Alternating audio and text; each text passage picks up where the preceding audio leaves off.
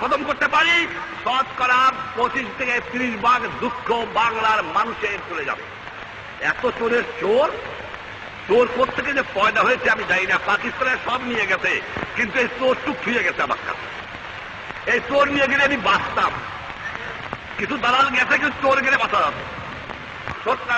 20 জন লোক শিক্ষিত, আমরা 20 জন, তার মধ্যে 5 জন লোক আমরা বলতে পারি আমরা শিক্ষিত। আজকে একটা কথা প্রশ্ন আমার, এই যে দুর্নীতির কথা বললাম, আমার কৃষক দুর্নীতিবাদ না, আমার শ্রমিক না, কে ঘুষ খায় কারা, স্মাগলিং করে কারা, বিদেশি এজেন্ট হয় কারা, বিদেশে টাকা চালান দেয় কারা, ভোট করে কারা? এই আমরা যারা 5 জন শিক্ষিত লোক, এই আমাদের মধ্যে ঘুষখোর দুর্নীতিবাদ, এবং আমাদের চরিত্রের সংশোধন করতে হবে, আত্মসমালোচনা করতে হবে। এই দুর্নীতিবাদ এই 5 জনের মধ্যে, এর বাইরে নাই।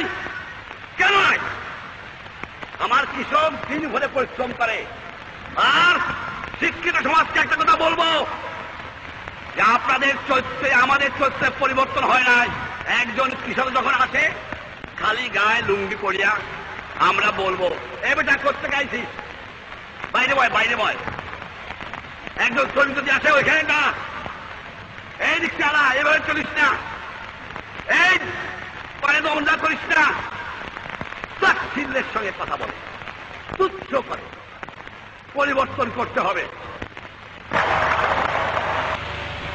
বাংলার মানুষ আমাকে জাতির পিতা করেছে। প্রধানমন্ত্রী আমার পক্ষে ছোট জিনিস, কিন্তু বাধ্য হয়েছিলাম প্রধানমন্ত্রিত্ব নিতে। কারণ আমার গুদমের চাল ছিল না, আমার সেবাইদের পোশাক ছিল না, আমার রাস্তাঘাট ছিল না, আমার অস্ত্র ছিল না, আমার রেলওয়ে চলত না। আপনার জানের ভাইয়েরা আমার, আপনারা এত তাড়াতাড়ি ভুলবেন না। কিছু কিছু পাকিস্তানি দালাল আজ এই বাংলাদেশে খেলছে, যারা আমার পাটের গুদামে আগুন লাগায়। পাটের গুদাম বাংলার সম্পদ। আজ চোর, গুন্ডা, বদমায়েশ, ডাকাতরা যারা অস্ত্র পেয়েছে গ্রামে গ্রামে ডাকাতি করে। দুঃখী মানুষ ঘুমাতে পারে না। বাংলার মানুষ আমার কাছে খাবার চায় না, বাংলার মানুষ আমার কাছে শান্তিতে ঘুমাতে চায়। জনগণের কপারেশন করতে হবে, খুঁজে খুঁজে বাই করতে হবে ডাকাতদের, খুঁজে খুঁজে বাই করতে হবে দুর্নীতিবাদ।